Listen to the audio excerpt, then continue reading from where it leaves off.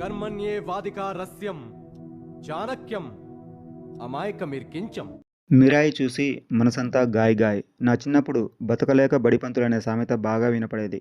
Course క్రమంగా బడా business అయిందనుకోండి. ఇప్పుడు వస్తున్న సినిమాలు చూస్తూ నేను ఓ క్యూట్ వేస్తా.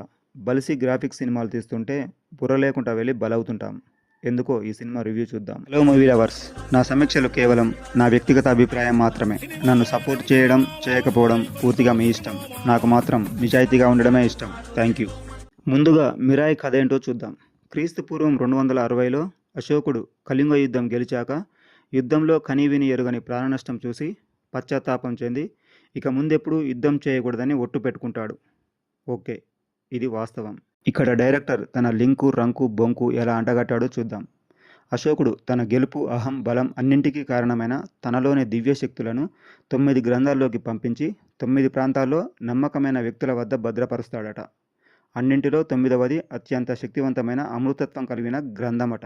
క్లారిటీ ఇవ్వలేదు, కానీ అవన్నీ వరుసగా పొందినవారో చదివినవారో అమరుడవుతారట. కళింగ యుద్ధం క్షణాల్లో ముగించి 21వ శతాబ్దం అంటే 2000 సంవత్సరం అంటూ అసలు కథకు తెరతీస్తాడు.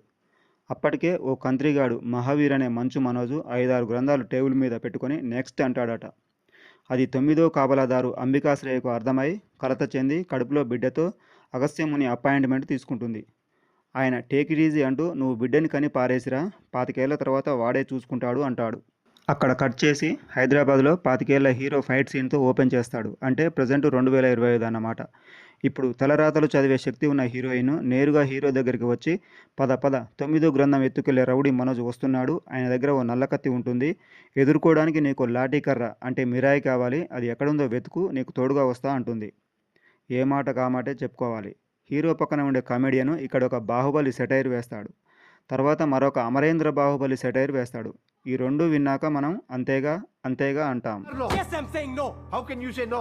No, I'm saying yes. How can you say yes? Why not? Basically, maybe, generally, you're sincere. ఇక మిగతా స్టోరీ అంతా అబ్రకదబ్ర గ్రాఫిక్స్ గాబరా. మధ్యలో మనకు తోడు పోలీసోళ్ళు. మనకెందుకు తోడంటే వాళ్ళు కూడా మనలాగే హీరో అతీత శక్తులను స్వయంగా చూసినా అస్సలు నమ్మరు. మా పని మాదే అంటారు.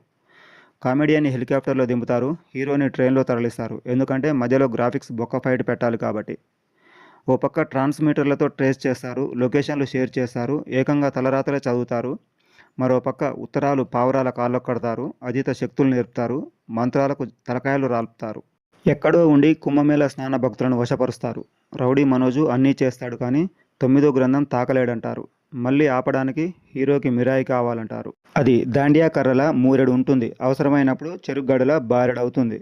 హీరో తెగిన గాలిపటంలా తోకచుక్క ఏడిపోతుంది, గాలెప్పుడు వీస్తుందని ఎదురు చూస్తుంటాడు. ఇక మంచు విలన్ గెటప్ మోడర్న్ డాన్లా కనబడుతుంది, చేతలు మాత్రం చేతబడి బాణామతి. ఓ సన్నివేశంలో పొరపాటున హీరో డైలాగు విలన్కిచ్చారేమో అనిపిస్తుంది. తరతరాలుగా 9 అద్భుత గ్రంథాలు పెట్టుకొని ఏం చేశారు, నేనైతే సమానత్వంతో స్వర్గం సృష్టిస్తా అంటాడు. చాలామందికి చాలా అద్భుత శక్తులుంటాయి, కానీ ఎవరూ ఏమీ పీకరు. అందరూ కలిసి హీరో అండ్ విలన్ పీక్కునే క్లైమాక్స్ కోసం తరుముతూ ఉంటారు. తీరా ఇద్దరిని కలిపాక ఆయుధాలు తారుమారవుతాయి. మనోజ్ మొండోడు కాబట్టి ఫైట్లో ఆయన్నే గెలిపిస్తారు. మళ్ళీ బుర్ర గూక్కొని తూచ్ హీరో తేజ కాబట్టి నువ్వే గెలవాలని కర్రను మిరాయ్ అలియాస్ కోదండంను హీరో ముందు పెడతారు. ఇంత చెప్పిన తర్వాత కూడా మీకేం అర్థం కాకపోతే just get the hell and heavens. ఇది సినిమా. బడ్జెట్ 50 కోట్లట. టైటిలే పెద్ద మైనస్. దానికి బదులు హనుమాన్ 2 అని పెట్టి అందులోని ఆత్మలింగం తీసుకొని హీరో అండ్ విలన్ల మధ్య పోటీ పెట్టిన పాస్ మార్కులు కొట్టేవారు. హనుమాన్లో దైవశక్తికి టెక్నాలజీ అనే దుష్టశక్తిని ముడిపెట్టి పాస్ అయ్యారు. ఇక్కడ దైవశక్తికి దుష్టశక్తికి మధ్య టెక్నాలజీ సింక్ అవ్వక గ్రాఫిక్స్ బొక్క పెద్దది చేశారు. దీంతో బాక్సాఫీస్ బొచ్చ ఖాళీ.